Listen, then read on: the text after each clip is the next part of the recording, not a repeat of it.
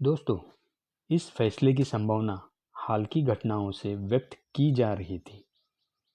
मैं बात कर रहा हूं बीसीसीआई की और उन दो भारतीय क्रिकेटरों की जिनको हाल ही में केंद्रीय अनुबंध से बाहर किया गया है। उन क्रिकेटर के नाम हैं ईशान किशन और श्रेयस अय्यर। बीसीसीआई ने ये फैसला क्यों लिया मालूम है दोस्तों? तो उसकी वजह है इन दोनों का बर्ताव, इन दोनों का रणजी में न खेलने का फैसला। बीसीसीआई ने कई बार इन दोनों को निर्देश दिए थे। कई बार निर्देश देने के बावजूद भी इन दोनों बल्लेबाजों ने अपने अपने राज्य का प्रतिनिधित्व नहीं किया। दोस्तों, मैं किसी भी व्यक्ति के खिलाफ या किसी का भी समर्थन नहीं कर रहा हूं, लेकिन खेल में हुनर के साथ साथ अनुशासन का होना भी बहुत ज़रूरी है। मैं तो यूं कहूँगा कि अनुशासन के साथ साथ ईमानदारी भी बहुत ज़रूरी होती है। श्रेयस अय्यर और ईशान किशन ने अनुशासन की ओर अनदेखी कर दी है, जिसका उन्हें काफ़ी हद तक नुकसान हुआ है।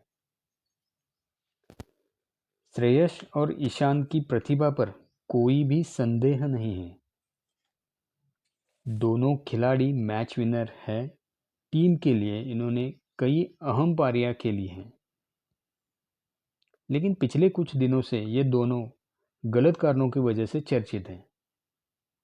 अगर बात करें श्रेयस अय्यर की, तो श्रेयस को हाल ही में इंग्लैंड के पहले 2 टेस्ट मैचों में खराब प्रदर्शन के कारण टीम मैनेजमेंट में उन्हें ब्रेक देकर बेसिक यानी घरेलू क्रिकेट खेलने की सलाह दी थी। दोस्तों, अक्सर ऐसा देखा गया है, जब आप जल्दी से सफलता हासिल कर लेते हो तब आपसे कई बार गलत फैसले हो जाते हैं। मेरे ख्याल से श्रेयस से भी यही हुआ। अपनी पुरानी पीठ दर्द का कारण देकर उन्होंने रणजी न खेलने का फैसला लिया।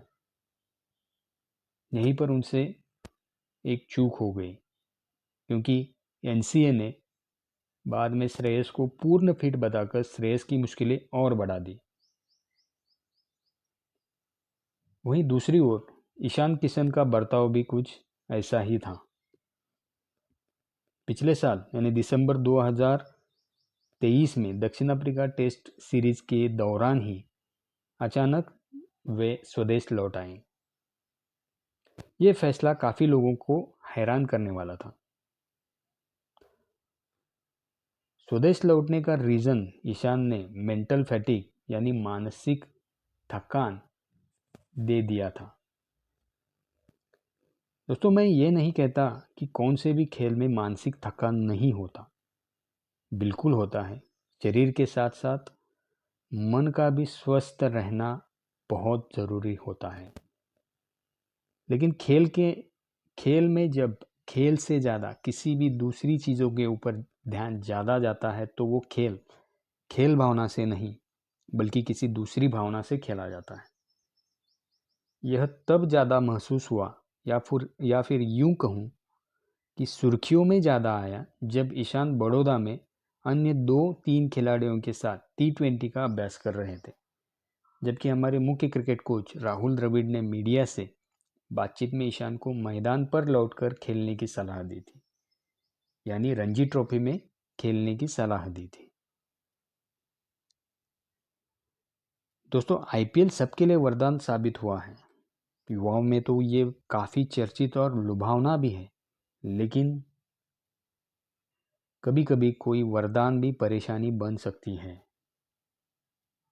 मेरे विचार के अनुसार यही वो वजह है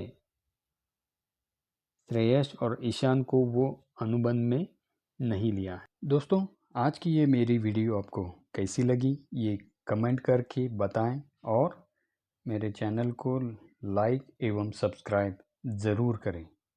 शुक्रिया दोस्तों।